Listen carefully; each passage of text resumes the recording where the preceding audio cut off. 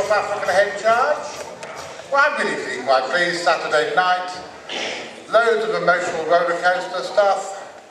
My wife made me burst into tears in front of 150 people, which is a jolly good thing to do, especially it's all going to be broadcast all over the internet and CFZtv. What else can a man want, dear girl? Now, next speaker is another one of these people. They're like Darren. I've known him for years. He's been a friend of mine, a member of the CFZ right since we started. He was a schoolboy. He was a schoolboy when we first met. I was still a relatively young man. I was a fairly young, idealistic hippie. He was a young schoolboy with mod pretensions. Now, he's pushing middle-aged mod, and I'm well into middle-aged old hippie. And who better to introduce him? And by the way, we're all going to use the same microphone at the moment. Who better to introduce him than Mr. Freeman, Goth Boy? Neil Arnold has 3 pairs of shoes. 2 of them are black, one's brown. He'll lend you the brown ones, but he won't lend you the black ones. That's just the sort of person he is. His talk tonight is about infancy and the development of the linoleum floor cloth. Neil.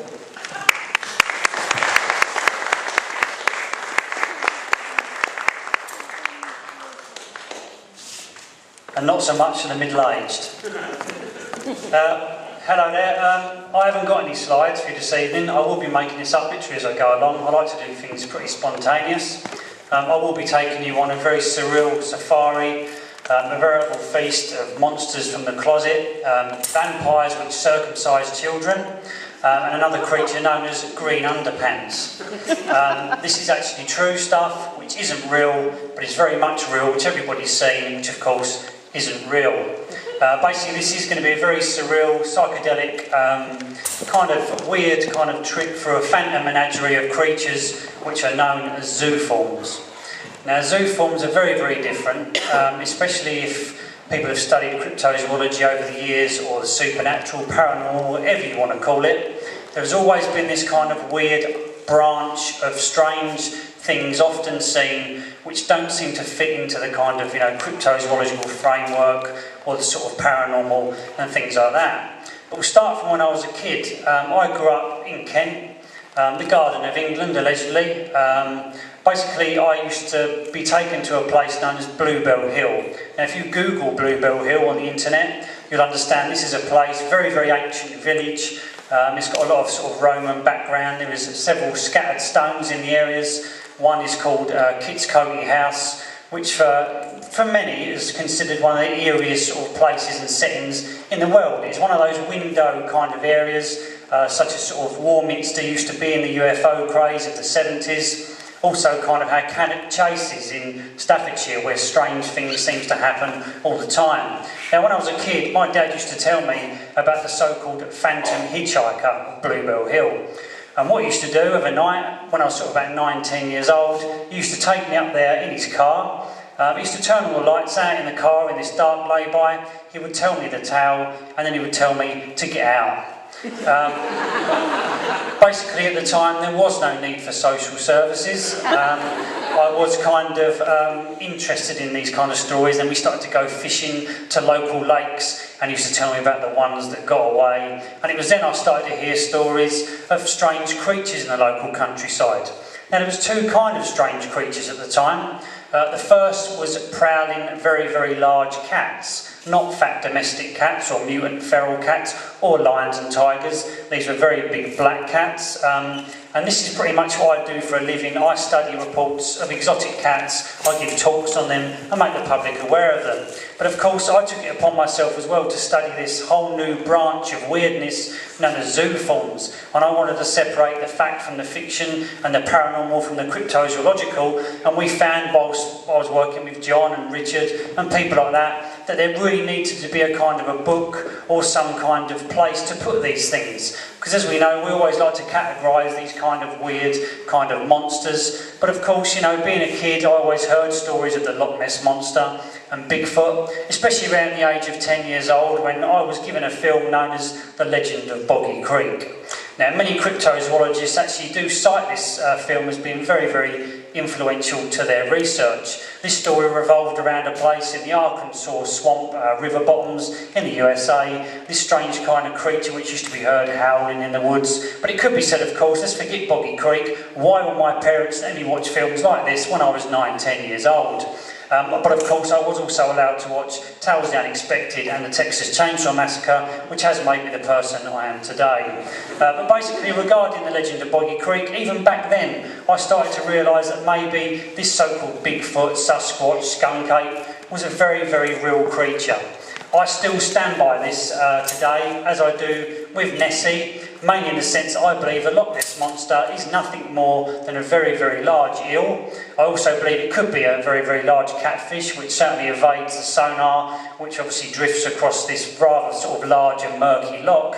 But over time we've been sort of coming up, we've been sort of built these legends up in our society that became part of our growing up and our culture, and we need them so much. We need monsters desperately, we need the unknown, we need the mysterious, even if sometimes it is Yvette Fielding and Girls Aloud going around on Most Haunted and taking the mick out of everybody. But basically, of course, everybody needs this, and children love this kind of thing. And of course, when I was a kid, I heard about the so-called local bogeyman in the woods. Now, the local bogeyman around Bluebell Hill at the time was known as Thumper. Thumper was a very, very strange creature. It was said to be a rabbit about 25 feet long. Now, even watching Watership Down, which used to spook me with the black rabbit with the very sort of freaky spectral eyes, this used to kind of spook me a lot. But of course, I didn't realise, and I certainly didn't appreciate the fact there could be a very, very large rabbit roaming Bluebell Hill woods. But I asked friends at school at the time, how on earth would this kind of legend come about? Now, when I spoke to a few friends, they said that whilst having a few campfire stories, they used to make up these tales of this woman called the Reggae Woman. And she would run through the woods like a voodoo kind of witch, and you would hear her feet thumping on the ground. This was a bit of a boring story to me. I didn't think there was much in it. I wasn't really that interested in ghosts after the so-called Phantom Hitchhiker of Bluebell Hill. I wanted something more. So when another friend told me that, oh, maybe we always heard it was this gigantic rabbit that was roaming the local woodlands, it sounded completely absurd. But I thought, okay, there could be an element of eeriness and surrealness about this kind of thing. And then when I sort of moved on into junior school, I was told never go near the toilets at the other end of the corridor because there was this report of this giant razor-wielding squirrel. Now, there were a lot of drugs at school, obviously, but I didn't take these sort of kind of substances. I still don't, despite the way I look.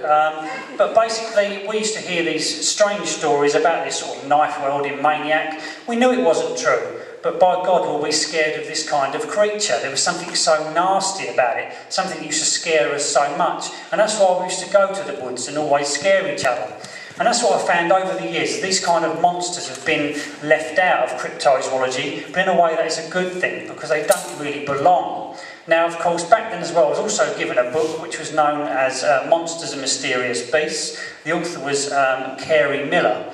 Now, this book was a bit of an alphabetical kind of guide to creatures. There was vampires, such as sort of Bela Lugosi, there was werewolves, there was sort of Loch Ness and creatures such as the Kraken, and also these other sort of chimera beasts and things like that. But flicking through them, I thought, okay, none of these creatures are real, but I was also scared of them, and I believed that you could make these kind of creatures up, and maybe at some point they would begin to exist. And this is what zooforms are. Now, I'm pretty sure that even by the time today I've explained to you what a zooform is, you will leave this building wondering what the hell is a zooform. Because basically it is a very complicated phenomenon, and it's not really a phenomenon because it's not something that's been appreciated until I said to John Downes one day, maybe let's try and think about writing a book about it. And it was John, after all, who actually coined the term zooform phenomena in 1992. This was literally to say, okay, we've got many, many mysterious cryptozoological creatures out there. We've got lake monsters, we've got sea serpents, Bigfoot and the Yeti, which we all love. And like I say, I believe a lot of these do have a lot of truth in them. I believe that the Pacific Northwest of the USA does hold a very strange upright walking creature. But when we start getting reports of Bigfoot in the UK, this is where the zooform phenomenon comes in. There is no way, of course, that the UK can harbour a primate anyway, let alone an unknown species of primate. So of course, when you start hearing these reports, you don't always realise how many reports there are out there until you begin to trawl and interview many people and end up, like I have, almost getting arrested, being shot at and being threatened by Satanists. But basically doing these kind of monster hunts over the years, like I say, you meet all these strange individual people, and of course, a lot of people want evidence. There is no real evidence for zooforms. There will never be any evidence for zooforms because they are true monsters from the closet. They are the true bogeyman in the woods. And these bogeymen, of course, are whatever we fear. Richard Freeman once said to me, if there is no one there to see these creatures, do they still appear? And I think the answer to that is no.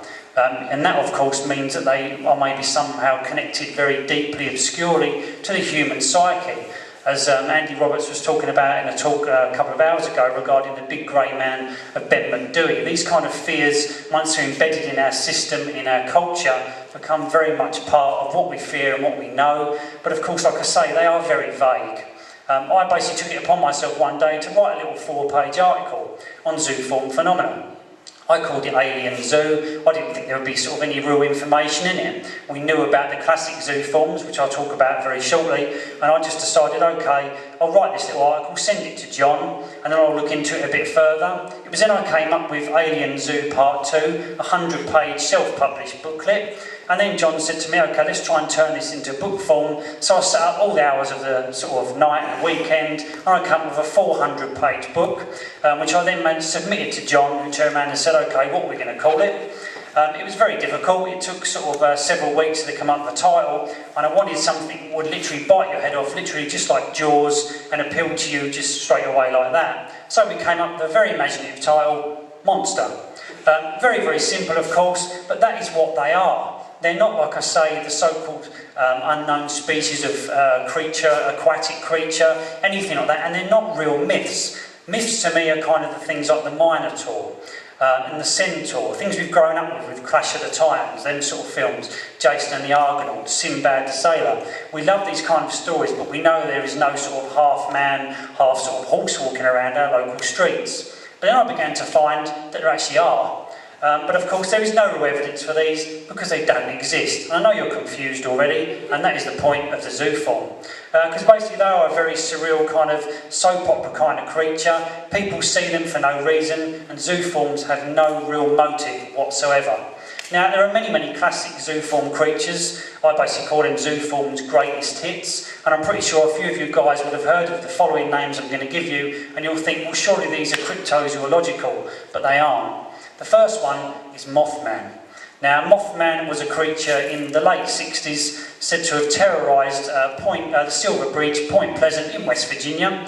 This creature never looked like a moth, but of course the press, once they get these stories, and as you'll realise, the press create a lot of zooforms, they give it a title once and then it sticks forever. Like I say, Nessie has never really been anything more than a large eel to me, but it's almost become a zooform creature. Because of course, if you've ever been to Loch Ness like I have, I've sat there many times and I've watched many tourists seeing a splash in the water saying, monster, monster, monster. They really do believe there is a dinosaur in the loch. There cannot be a dinosaur in the loch, but the Loch Ness monster, whether it's never seen again, will exist forever. And so will Mothman and these kind of creatures. Now in the late 60s there was a lot of strange stuff going on around Point Pleasant in this TNT ammunition dump sort of area. There was sort of reports at the time of strange lights in the sky, men in black figures that were roaming around the bridge as well. Nobody knew what was going on, but of course people didn't take it seriously until investigator John Keel got involved. Now John Keel, who passed away very recently, was a huge influence on me because his stuff which he wrote was very atmospheric, very eerie. There was a lot of truth in it, but of course what bled through was the real strangeness about the stuff he was investigating, and his phones were tapped in his hotel and he was harassed by these so-called weird men in black figures. But of course, once again, there was never any bracket to put these kind of monsters into, which again is why zooforms come about. Now the term zooform is kind of a bit sort of complicated, I suppose, but it simply is there to describe a creature or demon, something like that, which has animal characteristics. Now with Mothman, of course, it cannot live in the woods. It cannot live in the sort of the local river or whatever. It's not something, of science. It's not something we can truly investigate. It's one of those things which have often been said it's supernatural, paranormal, but it's, demonic, whatever we want to call it. Mothman will always exist, but it needed the zooform bracket to actually kind of categorise it and to put it sort of away in a field of its own. And that's what the zooforms need to do. Now, Mothman was said to have buzzed the actual Silver Bridge for several years. But of course you never hear about the more obscure stories of the time of two other creatures known as Big Hoot and Owlhead, or Big Owl. Now these kind of creatures are around 4 to 6 feet in height, but Big Owl, Big Hoot, Owlhead, whatever you want to call them, don't really sound as cool as Mothman. Now Mothman, of course, and these kind of other critters sound like anti-heroes from comic books. And this is what we like to create. The artwork we see in these comics creates these kind of winged, red-eyed creatures. But then things became very, very serious when, during the late 60s, the Silver Bridge in Point Pleasant actually collapsed. It killed 47 people, and a lot of people, turned around and said maybe the Mothman was a warning. But of course these things are so obscure. Now, we can't really say whether they're warnings because we just don't understand them. But it seems that with zooforms, these creatures have always actually been here. Like I say, when you go back to the old Jason and the Argonauts and things like that, we often used to see, these images of harpies and things like this, winged creatures. And this goes back, in so much different kind of varieties of folklore across the world. Now, there is a Mothman all over the world. But of course, due to the fact that the bridge collapsed at the time, the animal became, or the creature became far more famous, and it's always sort of kind of lived forever in that kind of area. But like I say, creatures such as Big Hoot and things like that didn't. And of course, a few years after that, in the West Country, near Mornan Church in Cornwall, we had Owlman. Now, if you want to know any more details about this, there is a book on it out there, written by John Downes. Owlman, of course, could well have been a relative to Mothman. Of course, again, we like to give it a nice title, so once it becomes Owlman, whoever sees it from now on, or even hears a rustle in the trees, will always say they've seen Owlman. And this, of course, is what Andy Roberts was talking about earlier, when people start going to the Scottish Highlands and the mountains and hearing strange crunching noises, they say they've experienced the big grey man of Ben Macdui, even though they haven't. And this is something that's quite common in world folklore. You'll find as well, if we sort of can't explain these kind of things, we like to blame them on something. Now, if you look at it this way, we've never really understood UFOs and things like that, but of course we want them to be there because people do see a lot of these kind of things. But why is it, of course, when something like the crop circles come along, we blame the aliens? If the men in black come along and harass us, we blame the aliens. And then, of course, we have the cattle mutilations and black helicopters. We blame the aliens. And this is something we're always looking to do, always looking to try to explain something and to make it part of our society. And over time, these things kind of become more morphed by society. Now, of course, we don't sort of say this was the harpy of the West Virginia or Mornan Church, because harpies, to us, are mythological beasts that go back centuries, thousands of years, which have no interest to us because, of course, they were simply used in sort of old sort of folkloric books, one which I mentioned, which I received when I was a child. It's these things which constantly are repeated in our folklore. Hopefully children of the future will read about the Mothman in the past, but maybe in 20, 30 years, Mothman will become something else, and so will the so-called Owlman. Now, around the same time with the actual Mothman sightings, there was a strange enigma which occurred in my hometown of Kent. Now, back then it was actually known as the Hive Mothman, and this actually emerged 4 years before Mothman in West Virginia. Now, there was these children at the time, they said they'd be coming back from a bit of a sort of a school disco, heading off to their local park, and they see these weird lights above the trees in the local woods, and suddenly this peculiar level-winged creature with no head came waddling out of the woods. Of course, it didn't act like a typical Mothman in the sense they didn't seem to show its huge wings, but whatever it was, it terrified them, and they literally went home, told their parents, who informed the police and the local press. The next day, the press actually went back to the area where they found huge footprints, big clawed footprints, not like Bigfoot, but something akin to sort of very large talons. Now, of course, at the time, there was no real Mothman in Kent. They didn't have a name for it. The Hive Mothman was only born after the actual sightings of Mothman a few years later. But it goes to show these things have always been with us once again. Now, around the same time as well, in the late 60s, there was the most, which I think is the most amazing unexplained case in the UK, which I investigated a few years ago as well. And this is the case the Highgate vampire. Now, if anybody's familiar with this, you have to be very, very careful if you research this story, because usually either A, you get harassed, B, you get arrested. Basically what happened was in the late 60s, in Highgate in London, is this very sort of antiquated district where you had this very, very eerie cemetery. Back then in the 60s, it was a dilapidated cemetery. Anybody could get in there, and there was these legends all of a sudden that this tall, dark figure was seen standing behind the western gate. Now, this gate was a sort of an old sort of wrought iron passageway, very eerie, and people used to recall how they walked past this area and this figure would rise up and it would be a huge hulking mass of a creature around 8 to 9 feet tall with red eyes. This creature used to drain the energy from its victims or people that often walked past. Now, back then, of course, we knew about sort of vampires because all the Hammer films at the time were certainly much of the, the range on TV and film. And also, as well, regarding the actual case, the press became very, very interested. Now, the thing with vampires, of course, is we all think of vampires as Bela Lugosi and Christopher Lee and things like that. But, of course, there are vampire expectors all across the world, and these things exist the world over in the sense of very strong in Malaysian folklore, Asian folklore, in Indian folklore. There's some really strange vampiric creatures. But the Highgate vampire was the first real creature at the time to make all the headlines, certainly across London. Now, of course, it could have been at the time the Highgate Mothman, exactly the same as the Hired Mothman and the American Mothman. There was no real report of a creature with wings, but it certainly didn't seem like your average vampire with his nice V fringe and his cloak. There was something very sinister in this cemetery, and so stepped in two investigators, Mr. David Farron and Sean Manchester. If Sean Manchester, knowing how he is, he's probably here now spying on me. But basically what happened was at the time is that David Farron saw this very peculiar red-eyed creature. He told the press about it, and he often went back into the cemetery searching through the gravestones, and he tried to raise the Highgate vampire by doing some kind of occult ritual.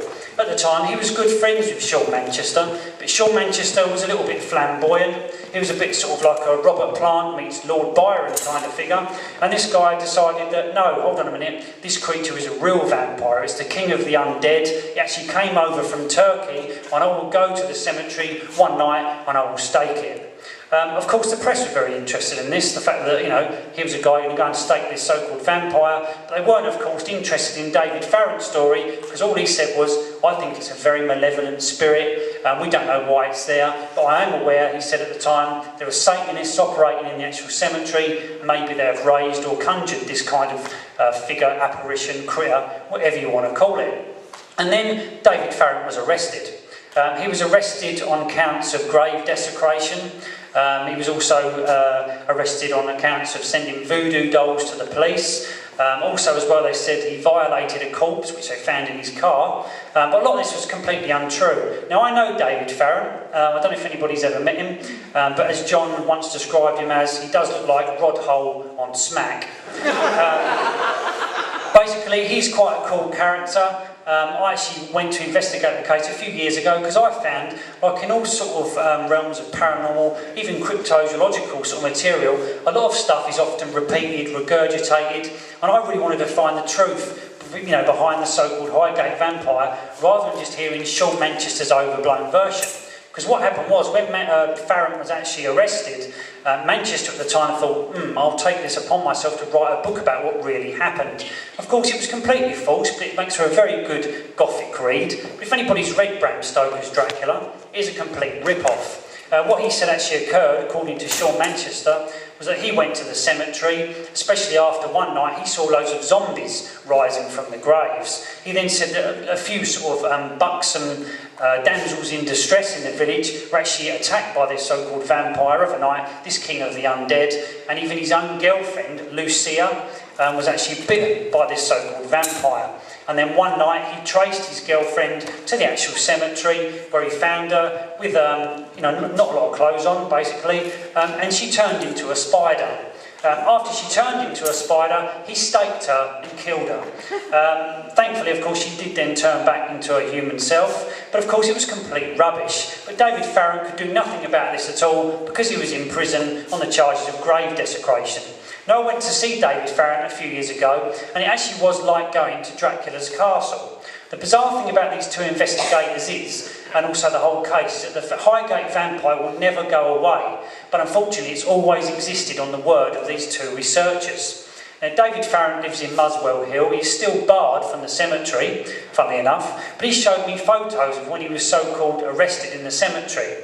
Now, a bit like me, if you like to sort of dress a bit decent and take care of yourself, you don't like going around graveyards sometimes in your best cravat and your best trousers, putting corpses out of the ground. So here was David Farron, just like some of us, trying to get a few good photos for his pamphlets and things like that, and he was in his best suit and his best sort of nice jacket, but then the police turned up. Of course, he wasn't desecrating graves, but he was just simply made a very easy scapegoat at the time. But literally, I went to knock on the guy's door, and as you can imagine, just picture the scene. He lives in Muswell Hill. I got to the door and realised this is actually Dracula's castle. He had actually become the vampire. Now, these people actually become so delusional and deluded by this case and so into it that over time they become so obsessed with it that it almost overtakes them.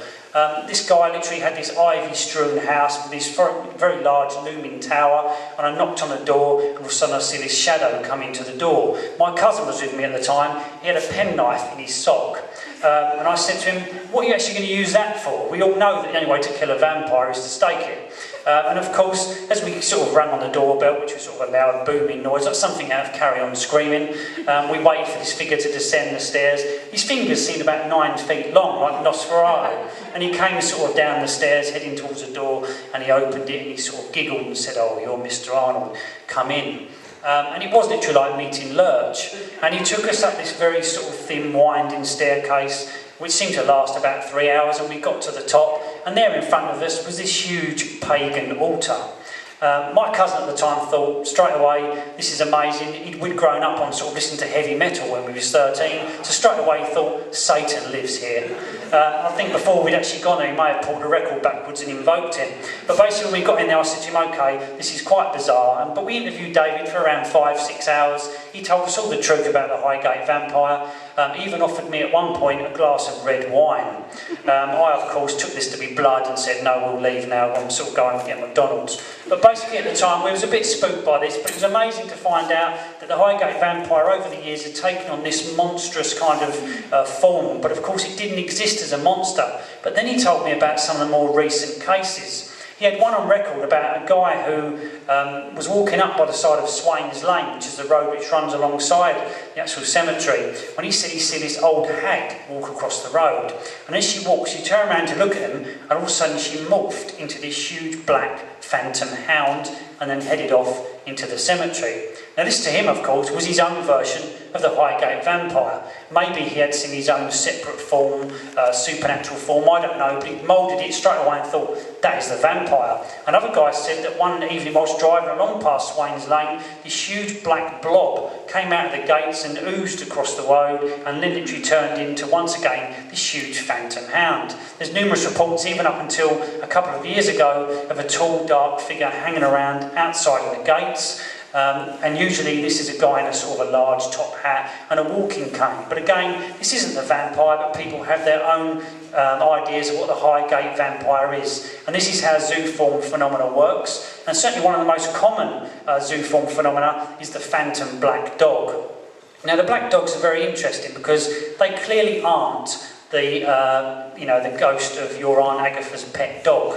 These are sort of creatures that seem to resemble fiery hellhounds. They have, blazing red eyes. They generally reach the size of calves. They're actually huge animals which tend to sort of haunt old crossroads and old sort of corpse paths and things like that, and old sort of ley lines. But of course, there's no real answer to as to why these black dogs exist. But of course, most people often think these dogs are simply black, but of course they're not. But again, you read the same old folkloric regurgitations year after year, and you tend to think, yes, these are the black hellhounds. We've got them all over the sort of UK. We've got Striker, we've got Padfoot, we've got Black Shuck, who's possibly the most popular big phantom hound to roam areas of Suffolk down into sort of East Anglia as well. But again, people don't really look into the more worldwide legends. Now, my favourite phantom hound is called the Yakety Ann, or the long red dog, or the fence rail dog.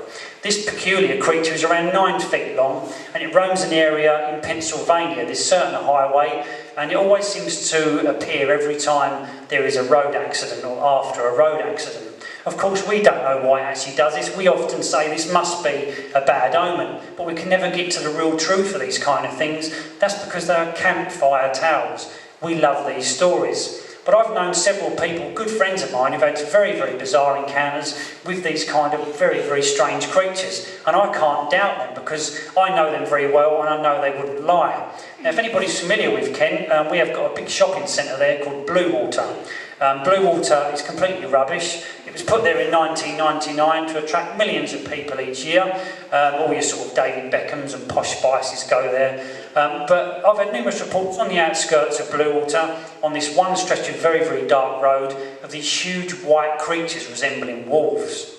Now, on several occasions, motorists have actually gone up this very dark stretch of road and they've seen these huge things actually appear out of nowhere. They say they're bigger than wolves, they're very muscular, and one of them always seems to have one black ear. We don't know why this is, of course. At first I investigated the case and thought, okay, maybe these are just people's dogs that have got out or something, or maybe someone on one occasion, a unique occasion, has lost a pet wolf. But of course this wasn't the case, especially when one lady rang me and said she was driving outside of Bluewater when this huge great creature came out of the woods and she swerved to avoid it and crashed her car. When she looked back, she said there was nothing there at all, and her friend behind her, who was actually travelling as well, said she saw absolutely nothing. So once again, these creatures often depend on us, and this literally means that they are very much connected to the human psyche. This, of course, is quite scary to think that we can intentionally or often unintentionally raise these kind of spectres, apparitions, things which seem like monstrous manifestations or in fact tulpas. And of course, like I say, we don't really know what these kind of things are, but I'm pretty sure if all you guys actually did play along and maybe on one occasion we all tried to raise something as some kind of huge spectral dog, we may be able to do it, but of course we all have our own interpretation of how these things should actually look. Now, of course, the other real classic zoo-form creature, which people often take for being a real creature or completely myth, is the chupacabra, or also known as the goat sucker, which, of course, John and Nick Redfern have been out in search of many, many times. Now, there's so many kind of theories as to what this vampire is. It goes under many names, the vampire of Mocha, but there's so many goat suckers all over the world. And this is something we don't realise, but once again, the ones which make the best headlines are the ones which live on. Of course, nobody here has ever heard about the actual, the Egyptian goat sucker known as Saloa. I'm sure maybe some of you actually have. But these all have weird connections. We've even had goat suckers in New York and also now in Texas. Everybody has their own goat sucker. But of course in Puerto Rico there's a lot of vampire kind of culture as well. There's a lot of gangs out there which call themselves the bloodsuckers and things like that. And there's a lot of political upheaval. And often for some reason these zoo forms are often really connected to political upheaval. I think this is just pure coincidence, but of course it seems every time there's a drought or poverty, we've often looked back in folklore at these old sort of Thunderbird reports and great, bizarre beastly reports, and often say yes, it's there because it's the symbol of an oncoming drought, or maybe it's something to do with the latest presidential elections. Of course, there's nothing this is really sort of founded. There's no real evidence that all this kind of congeals together. And like I say, that's why zoo forms are so vague and so scatty, which is why I wanted to literally simply do an alphabetical version, just to get all these things together. Many, many are very vague. They can be seen for 10 seconds. Some seem to stick around for a long time. Now, of course, the chupacabra could well be a very real creature, but it only really took on its form as a very small, 4.5 feet tall, sort of grey winged humanoid around 1996, when an image of it was plastered all over the internet, and suddenly that became the goat sucker. I personally don't think it looks anything like that. When you go back to many, many reports dating back centuries, especially in sort of South American countries, there are other creatures. There is one known as the chivato. Now, the chivato was this hairy, grey, sort of red-eyed creature with sort of very small, like wings, which would only enable it to maybe levitate rather than actually fly. This creature used to sort of, was said in folklore to guard sort of caves which used to hold treasure. Now, of course, if you go right through folklore, which I have, there's many, many goat sucker relatives, the manticore, the mardcora, have all got these vampiric kind of tendencies. There's many also as well in parts of Asia.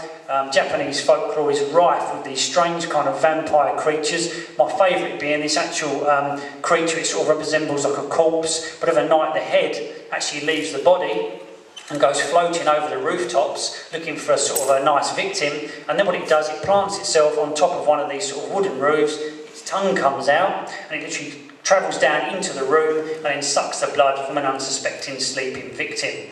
Of course, they're vampires in their own way. Now, John Downes, I believe, has said many times that he believes the chupacabra is a sum of many parts, and that's literally what I'd say. If you go by these kind of mysteries again, the people blame the aliens for the chupacabra. They blame sort of government experiments for the chupacabra. There's so many things and mutant creatures and secret experiments, but there's nothing really to say what the chupacabra is. It always becomes what we want it to be. And this is what we always have done since our own childhood fears. We love these creatures to become part of what we can understand.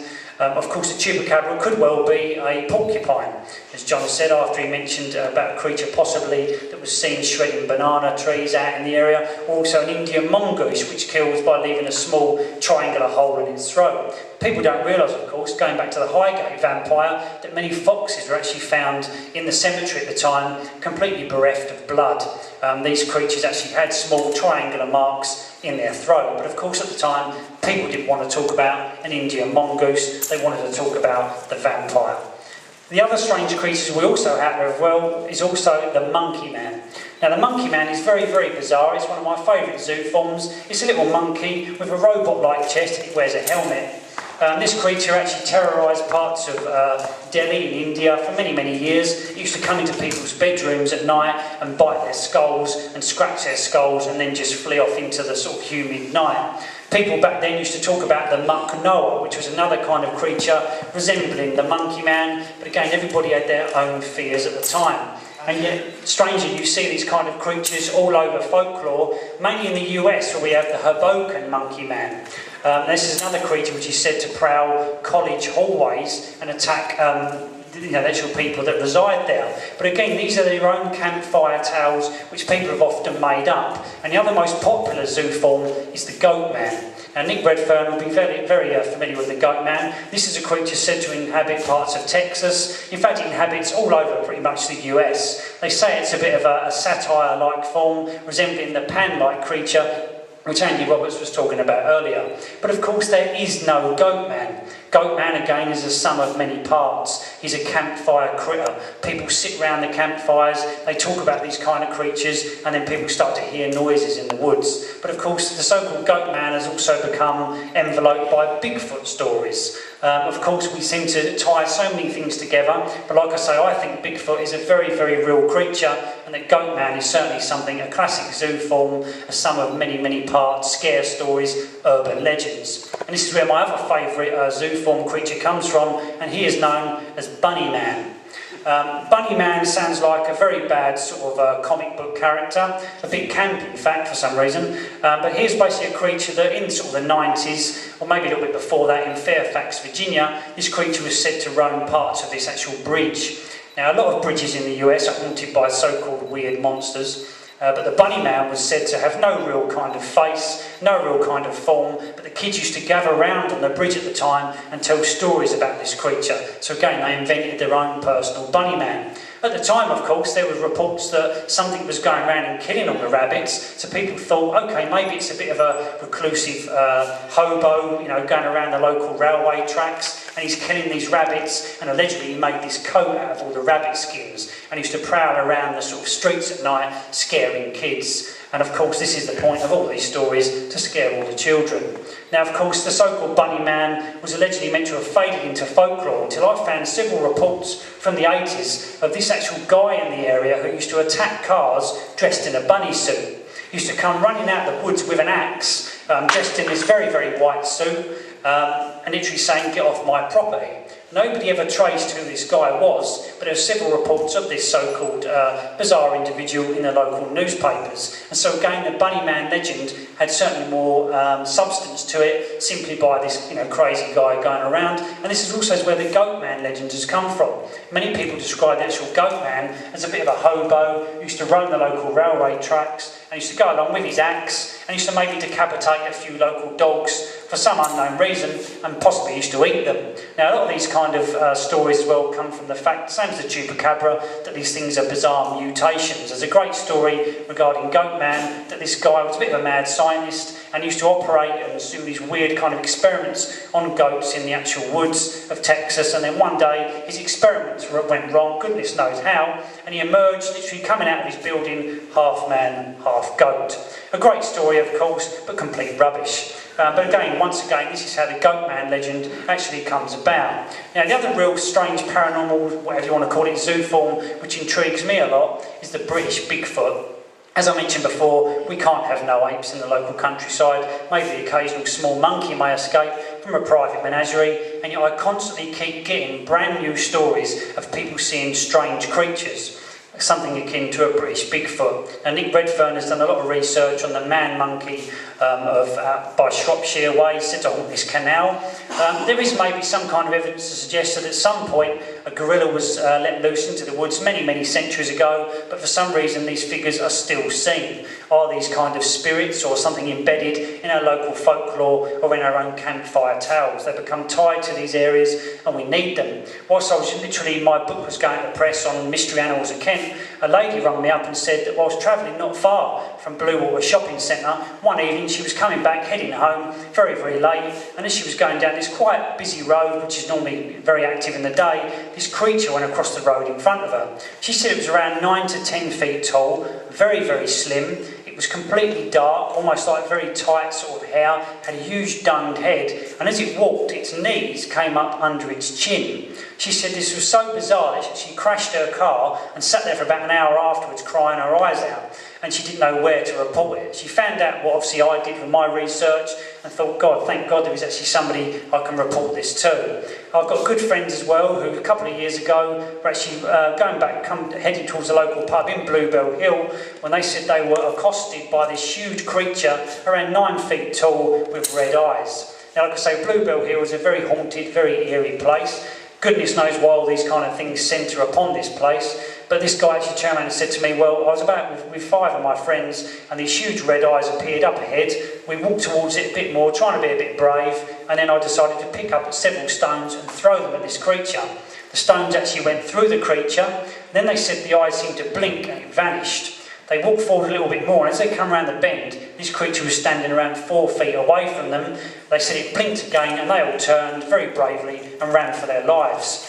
Another report comes from a very good friend of mine, who I've known for quite a while, but she didn't report this story for 30 years. She said in 1974, she was in local woods, right near where my parents' house is in Kent, and she said she was with her boyfriend at the time and they'd settled down to make a nice little romantic campfire. As he was bending down to tend to the campfire, she said she looked round and around 10-15 feet away was this creature standing there. She said she could smell it. It was very, very strong in odour, and she said it was around 9 feet tall, a huge hulking mass, a dark, eerie shadow, and it had very bright red eyes which blinked every now and then very slowly. She said she didn't say nothing to her boyfriend, but as she faced the creature, she said it slowly slunk away and then hid behind the bushes. And she just told him, look, we need to go. I'm not sort of feeling too good. Let's just leave the area. And she didn't know where to report this for some 30 years. So again, why do we get these reports of this so-called British Bigfoot? I know John and Richard have experienced strange things up at Bowlam Lake, Northumberland Way, of a strange zoo-form kind of creature. And I think that the more these things are investigated, or certainly more believed in, then the more they actually start to happen. They actually kind of gather a snowball effect, some kind of momentum where these things get more and more kind of potent and stronger. You can almost unintentionally raise these kind of things. But there is one creature in the certainly UK countryside which is not a zoo form, and it angers me every time it is put into the zoo form bracket, and that is the so-called big cats. Now, I won't swear, I won't get too angry, but basically this is something I've been passionate about for my life. I do it full time. I've researched so-called exotic cat signs in the countryside for many, many years. I've seen a black leopard on 3 occasions, I've seen a puma, I've seen a lynx, I've got them all on film. Basically, I would love to see these animals protected and respected, but I still see, keep seeing these reports that these so-called cats are supernatural or demonic. They are not. Anybody that has ever written any kind of material on big cats and said that they are supernatural is talking complete rubbish. I'm sorry to be sort of so harsh, but it has to stop where some things like this have to be separated from fact, fiction, supernatural, cryptozoological or zoo form. These cats really have so many origins, from travelling menageries. The Tudors used to import lynx, which they used to hunt in their sort of own grounds as well. And I've known so many people over the years who could obtain cats, even up to modern times where I know gypsy families who actually released puma and lynx into the wilds. But people think, of course, because there's big black cats in the countryside, they must be demonic. There's numerous reports out there about how what it was seen near a gateway, this must be a portal to another world. These cats seem to vanish into thin air. They don't. They're very, very elusive. There is no real evidence, of course, to say they are supernatural. We like to guess this, I think, because we need a mystery, but it's about time that something as normal and non-mysterious as these so-called exotic cats are taken away from the so-called paranormal field. Another creature which is certainly far removed from big cats is a creature from Jakarta folklore known as a Kollijarro or green underpants. Green underpants is not the best word to describe a creature, and of course it doesn't make it sound very serious to sort of, good zoo form investigation. But green underpants is actually one of the most horrifying creatures I've ever read about. This creature is actually said during the late 90s to roam the Jakartan back streets, and it used to prowl, attack women and often rape them. Sorry for any children that are in attendance. But basically this creature was so hideous, it was a phantom assailant. Nobody knows why it existed, but it does actually resemble another creature known as the bark-clad monster of Indonesian folklore, which likes to go around and circumcise men at night. For some reason, these weird creatures seem to echo hag attacks and things like that. Now, not all of these so-called hags are actually supernatural or simply to do with the fact that you go to sleep some nights and have had too much cheese. Of course, there are certain things out there which are very, very strange, which we don't understand. Several years ago, I remember I was writing my monster book. I thought I'd have a sort of lay down, have a bit of a rest. I was drinking just a glass of water, and as I slipped into bed, I thought, there's actually something in the bottom of my bed. I thought maybe it's an old sock or something like that. Suddenly, I stood up and realised that there was something on my left shoulder. As I looked round, there was something the size of a rugby ball with stubby appendages on each side. It reminded me a little bit of the face hugger out of the Alien movies. My left arm went completely numb. I had not been dreaming, I'd not even been asleep. Shortly after that, my dad, who doesn't believe in anything, not even me, actually turned around one afternoon and said he was reading his newspaper when suddenly this huge white blobby thing came out of my bedroom at the time. This was not some silly orb which you see on Most Haunted, which is just down to digital cameras and dust and things like that. But basically this was something I didn't understand, which I thought I'd unintentionally raised or conjured up. Then a couple of weeks after that, my cousin said to me that he was settling down one night, he was reading a book in bed, when this huge black blob fell from his actual bookshelf onto his foot. He completely panicked and thought there was a bird in the bedroom, when this thing actually literally flew back up onto the actual window ledge and then just completely vanished. He said it resembled something like a big red-eyed critter with sort of leathery wings. And this kind of echoes a creature in Zanzibar folklore known as the Popper Boa. Now the Popper Boa is a very freakish creature. It seems to resemble a cross between a baby and a bat. And what this thing does with its sort of leathery wings, it comes in your bedroom of a night and it crouches over you and it sucks the energy from you. And of course this is what the incubus and succubus did many, many years ago in sort of folklore. These are sort of male and female demons, which I think personally still exist in some form or other, or whatever you want them to be. Now these kind of true vampires, in a sense, take from you your sweat, they take from you your blood, they also take from you your semen as well, which of course you would just turn around and say, these are wet dreams. Now I start to think, of course, don't want to spook any children, but of course these things may of course be vampire attacks. So of course, make sure you keep your garlic around your neck tonight. But basically these kind of freaky things do happen all over the world. And the most popular and most bizarre one I've heard of is the Noodle Man. Noodle Man, I don't know why he's called Noodle Man, but what this kind of figure does, he tends to prowl dormitories in the US, these colleges, and he comes in the bedrooms at night and generally attacks women. And what he does, he resembles a goat-like figure who comes in the bedroom, hovers over you and sucks your breath from you. Now, as you can see, these things are not cryptozoological. They are not supernatural in a sense, but we like to call them supernatural. We like to lump them in with ghosts, but they're clearly not just down to normal hauntings. And one other, the most classic zoo form of all time, has to be the Jersey Devil. Now, the Jersey Devil is the most misinterpreted kind of monster of all time, but it's probably the most potent zoo form on Earth because it has existed for over 200 years in the Pine Barrens of New Jersey, a vast sort of wooded forest area. This creature originally began life in 1735 when it was said that the mother Leeds, who belonged to the Shrouds house, said that on her 13th child, let it be a demon. And apparently when she gave birth to this child, it literally came out of her as a normal child and then formed into this grotesque gargoyle-like creature which then flew out of the building.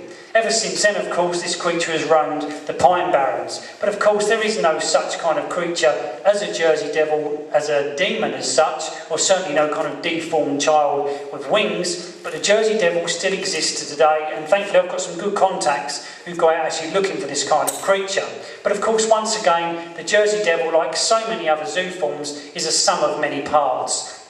Some people see Bigfoot in New Jersey and they say, we've seen the Jersey Devil. Other people see the hammer-headed bat, possibly an escaped creature, and say it's the Jersey Devil. Other people say they've heard the screams going through the woods, which possibly could belong to a cougar.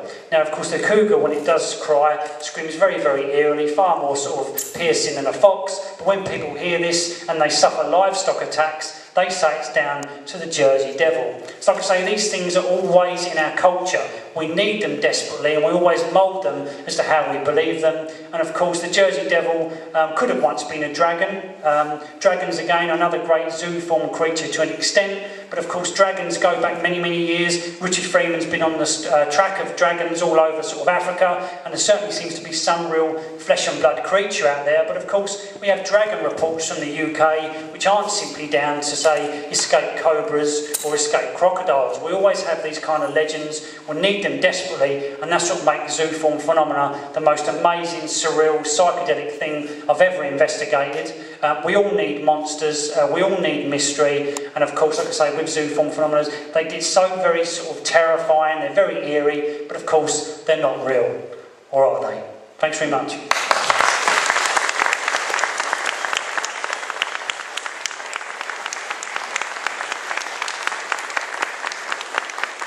Okay, ladies and gentlemen, we've got a few minutes because, much to my surprise, we actually are back on track. Come here, Greg, if you will.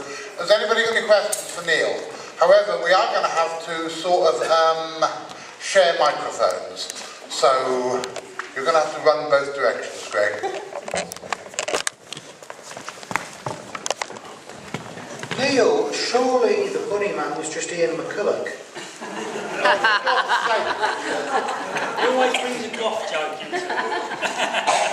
So Richard, I actually wasted.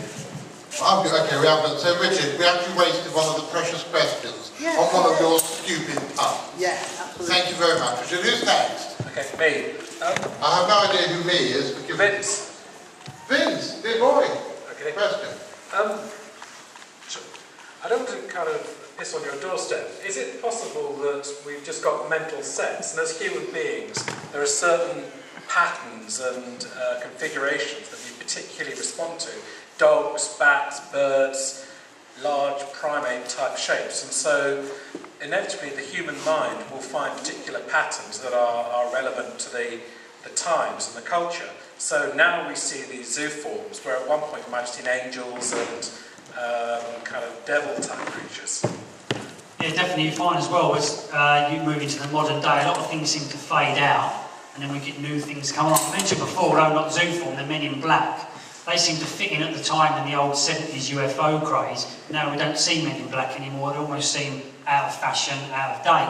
And And I think as well, we don't want to see harpies around our shopping centres anymore, and so we see things like Mothman, like you say, things that we try to understand. We give it the name Mothman because we understand that it could be moth-like, but of course it didn't resemble anything like a moth. So like what you're saying, we tend to mould them into society because these are the things we only know how to sort of conform them with as such.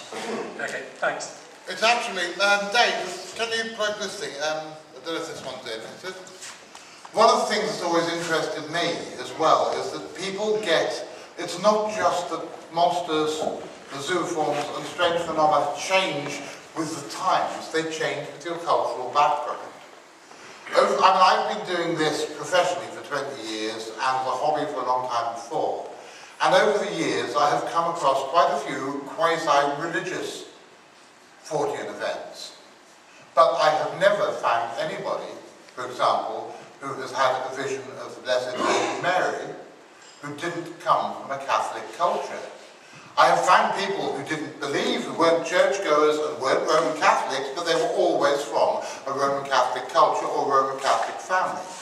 In the same way as, over the years, I love aubergines. I've eaten aubergines on hundreds of thousands of occasions, and so have most of the people I know, but I don't know a single person from a Caucasian Christian background who's ever cut an aubergine in half and found the word of Allah spelled out in the seeds. But that's something, but it's something that happens 2 or 3 times each year, but it's always to people from a Muslim background, even if they are secular.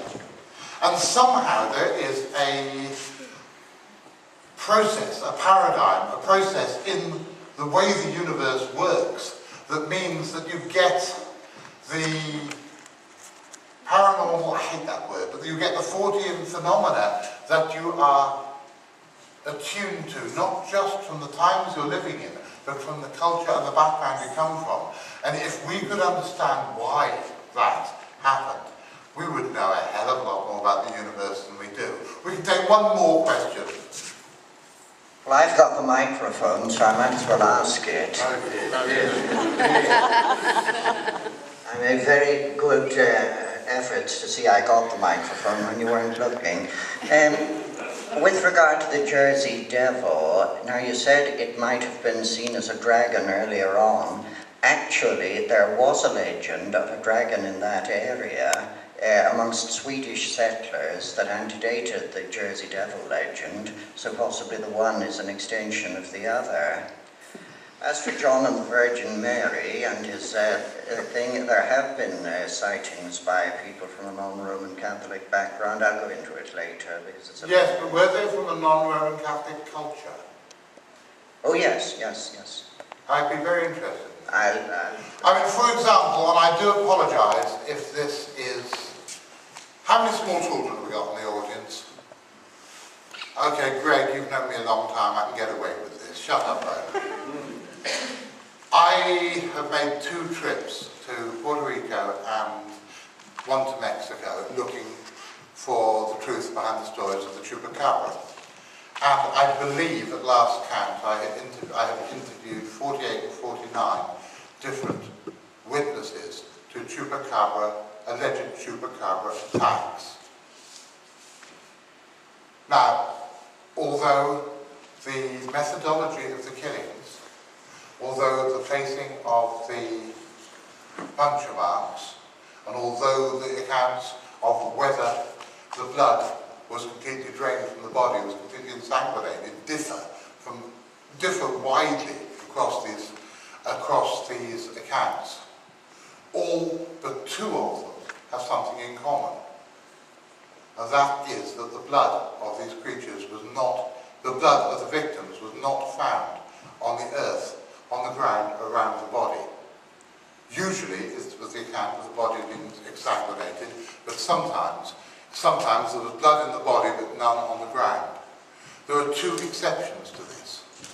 Now, all but two of these incidents happened in places where the indigenous population, whether or not they were atheists, whether or not they were agnostics, whether or not they were churchgoers, but they all came from a Roman Catholic, a Judeo-Christian, and more specifically a Roman Catholic background. And we all know the Christian attitude to the Holy Blood, that the blood of Christ is the thing that was saved, the blood of Christ is what is symbolically served up in the Eucharist. The two others were in the village called Taloxican, which was inhabited by the descendants of the original inhabitants of the area, who still, to a greater or lesser degree, followed the original religion of the indigenous people in those there. And as anybody who knows about the original Aztec religions, blood was equally important, but in those cases, the blood of the sacrifice, not the blood like the Christians, the blood of the sacrificial lamb was saved. The blood of the Aztec sacrifice was scattered on the ground for propitiation to the earth gods. And you guessed it, the only two chupacabra attacks where I have come across stories of the blood being scattered on the ground were in that one original Indian Aztec descendants village. And I've always thought that that is something that is pretty significant. Neil, I'm sorry, I didn't mean to come in and interrupt you at all. But it's my question. Are you finished yet? I'm sorry. Yes, one other thing. Oh gosh, I think I've forgotten it. Oh yeah, these sort of incubuses and succubuses and things, do you think sleep paralysis actually plays a part in it? You know, the night hag? Well, most cases I've read about the actual hag, people always seem to be sleeping on their back and around sort of 1, 2 o'clock in the morning mainly. They're awake and they often say they can't move, their whole body sort of is frozen and they sense a presence in the room, and it's often a witch-like old crone kind of creature. And I've spoken to several people who've said that they've actually been awake completely, not even gone to sleep, and they've actually seen things. Even my mother has actually seen something which resembled a black dog which came in the room.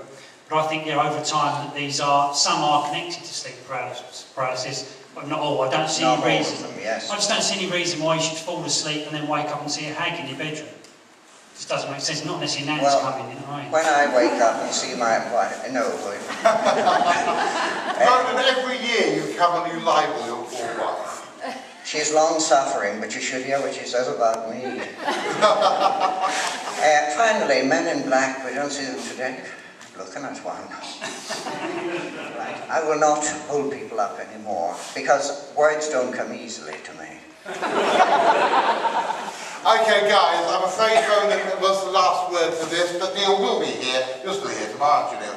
Yeah, so I'm sure you can talk to Neil. Now, we have got some other stuff, but first, I just want to say, look what happens when I meet 17-year-old schoolboys. I create bloody monsters. Well done, Neil. Thank you for coming on.